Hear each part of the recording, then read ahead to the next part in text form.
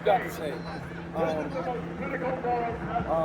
on, let me get this You got song the out of whole, the way. yeah. Okay, here we go. Hey, how are you, sir? You said real Jews condemn genocide. I'm told because I'm anti-genocide, I'm not a real Jew. Explain your side, sir.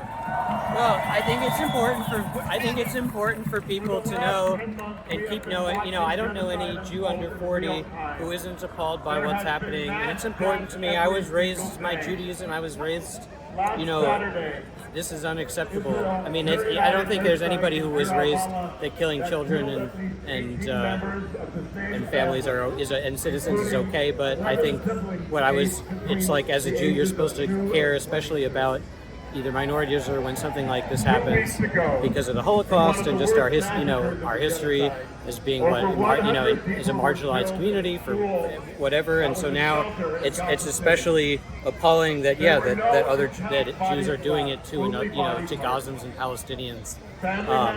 And so I think it's and it reflects I think as somebody who cares about my Jewish identity, I think it's important to let people know that this is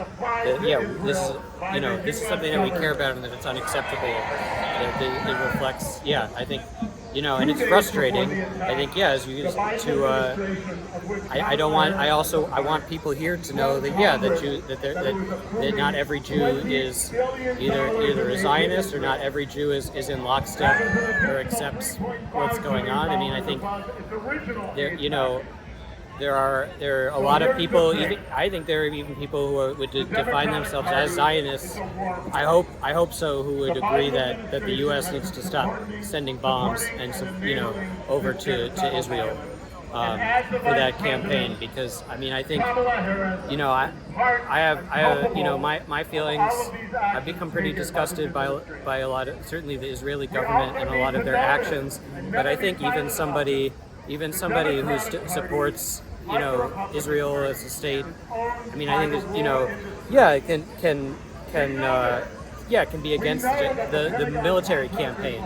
It's outrageous. I mean, I do think it was very brave. I forget his name, but there was a teenager in Israel who was a conscientious objector. Oh, yeah. And I think he got a lot of grief, and I was really appalled by that. I think what he did was very brave and courageous. And he grew up in a culture. He's fighting against the current, basically. And so stuff like that, I think, is really important. And I think no matter, I think the future is very murky, but it's a very easy, I don't want to say it's a very obvious stance to take. I think what's going on in Gaza does at this point whether you want to play a semantic game, it's not genocide, it's just constant bombing and shelling of citizens and that kind of thing. Obviously the metaphor that seems to work is like if there was a school shooter in the school, you wouldn't bomb the school. I mean, I don't even I'm very skeptical of the framing of that. I don't personally believe that it's a meaningful, I don't support Hamas, but I don't think that Hamas is a viable target, or it's not justified in any sense. Yeah, this collective punishment at this point. You're not even taking out the terrorists. What do you think about the fact they've also managed to kill? They've also managed to kill some of the hostages with their incessant bombing. It seems to me that that should be part of the conversation it's pretty too. Obvious and apparent that Netanyahu and the inner circle don't care about the hostages. Right.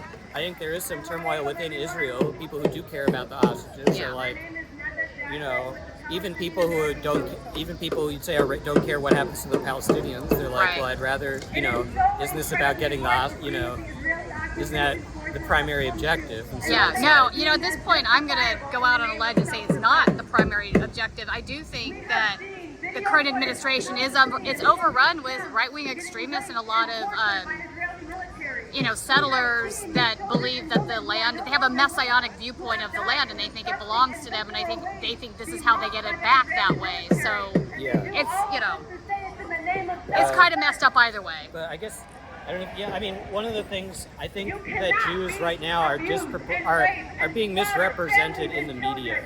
like I said, I don't know any Jews under 40 who support the to support what's going on in Palestine and Gaza. And the only people you see though are more conservative Jews or people on people you're like some college sophomore in Columbia University who says that they don't feel safe, kind of thing, blah blah blah. And I just don't think that's representative of most people's experiences. Why the gap between what you see on the TV and the Jews out here standing with Palestinians? Why is there that gap in your opinion? Well, I think you still have a lot of the older generation has different views about, mainstream. I think a lot of television media still caters to like older generations who are still holding on to a very different framing of Israel that I don't think is I personally don't believe is certainly not based in reality anymore. I mean, like the Israel of, I guess that was, you can say, it's sort of this 1973, 67 mindset where there's kind of, I mean, at least in those wars, there was an actual side, like there were two militaries. I mean, the dynamics have completely shifted.